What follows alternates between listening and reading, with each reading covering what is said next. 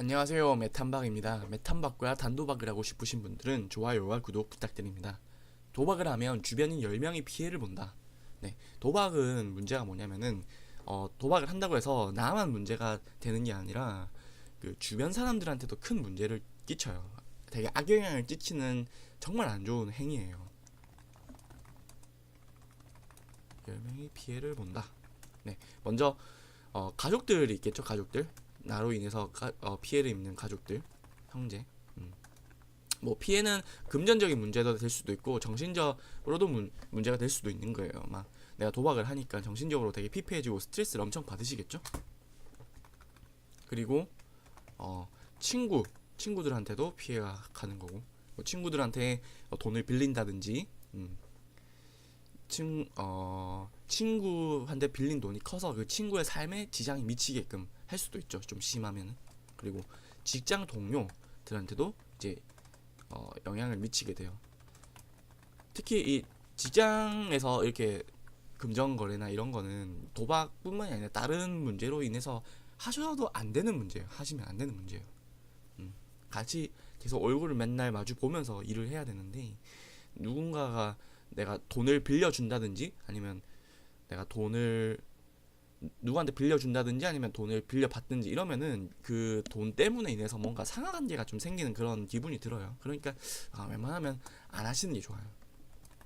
그리고 친인척들한테도 피해가 가는 거고, 결국 가족선에서 해결이 안 되니까 친인척한테 또 이제 손이 뻗겠죠. 그리고 은행 관련 뭐 기업이라든지 뭐 행원들이라든지 그런 분들한테도 간접적으로 피해를 끼칠 수 있어요. 왜냐면 나한테 대출을 해줬는데 내가 대출을 못 갚고 그걸 계속 연체가 되면은 그 대출을 승인해준 사람들도 나 때문에 피해를 보게 되는 거죠. 승진을 못하게 된다든지. 실제로 그런 문제가 있다고 합니다. 그래서 은행에서 심사도 그렇게 좀 되게 열심히 보는 이유가, 내가 잘못 돈을 빌려주거나 잘못 대출을 해주면은 이게 나의 그 진로에도 문제가 생기니까 이러는 거예요. 그러니 우리가 도박으로 인해서 이 얼마나 많은 피해를 주변인들한테 끼치게 됩니까? 그러니까 정말 도박은 나만의 문제여서 피해가 나한테만 끼치면 다행일지 모르겠지만 다행이죠. 네, 뭐지만 그 여파가 너무 크기 때문에 주변 사람들에게도 피해를 끼친다라고 이제 생각하시면 돼요. 특히 금전적인 문제가 가장 큽니다. 그리고 뭐 그 다음에 정신적 문제가 있을 수도 있고, 그 다음에 뭐 직업, 뭐 시간, 뭐 이런 문제로 점점 그 문제가 확산이 돼요.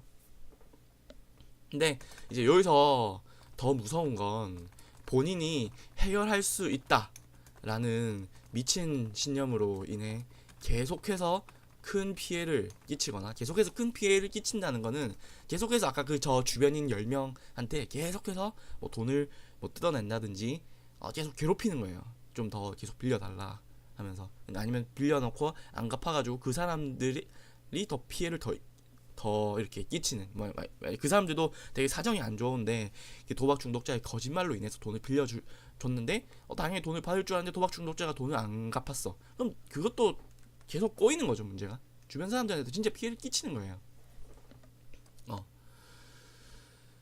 어 그리고 계속해서 큰 피해를 끼치거나, 혹은 피해를 끼치는 인원들이 더 확산되는 경향이 있다. 10명뿐만이 아니라 막 20명으로 넘어갈 수도 있는 거예요. 이렇게 20명을 넘어가고 하니까 결국 범죄로 이어지는 경우도 있는 거고요. 그래서 항상 도박 중독자들의 말로는 결국 깜빵을 가는 게 깜빵을 가거나 아니면 자살을 하거나 이렇게 되더라고요.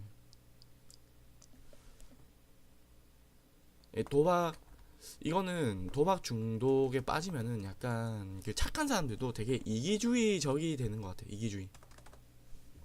그래서 자기뿐만 아니라 남한테도 피해가 가는 걸 인지를 잘 못하는 것 같아요.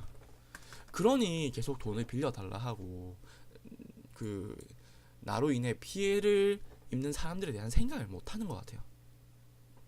그래서 애초에 이 현명한 사람들은 계속 그 돈을 빌려달라고 하는 사람들을 보면 딱 눈치를 채가지고 애초에 돈을 안 빌려주는 그런 친구들도 있어요. 근데 내가 그렇다고 그 친구가 나한테 돈을 안 빌려줬다. 난 그 사람을 원망해서는 또 안 되는 것 같아요. 다 결국 자업자득이거든요. 그렇죠. 왜냐면 내가 그 돈을 받으면 내가 또 도박을 할 거니까. 근데 물론 내가 이제 진짜 도박을 안 하고 그 돈을 빌려서 뭐 좀 약간 급한 상황을 마무리하고 하면은 뭐 그러면 좀 그나마 변명의 거리는 되지만, 그래도 내가 앞전에 했던 일들이 많으니까 그렇게 나로 인해 주변인이 떠나는 거에 대해서는 원망할 건 없을 것 같아요. 결국은 나의 자업자득인 거죠. 아무튼 그 도박 중독자는 이기주의가 돼가지고 또 그런 경우도 있어요. 내가 부모님한테 어쨌든 돈을 빌려서 좀 급한 불을 껐어요. 근데 그 나는 당장에 은행의 빚에 대해서만 그걸 갚으려고 하지, 부모님의 부모님한테 빌려받은 돈에 대해서는 갚으려고 하지 않는 경향도 있어요. 가족이니까 괜찮을 거다 이런 생각을 하는 거예요. 그러니까 도박 중독자가 이기주의라는 거예요. 결국 은행 빚도 갚긴 갚지만 부모님한테도 갚고 잘 해드려야겠죠. 네. 평생의 숙제예요. 내가 조금이라도 은혜를 받았으면은 꼭 갚으려고 하세요. 그게 대신에 급하게 갚으려고 하지 마. 급하게 갚으려고 하면 또 재발 일어나니까 천천히라도 갚으려고 한번 노력을 하시죠. 저 또한 그러겠습니다.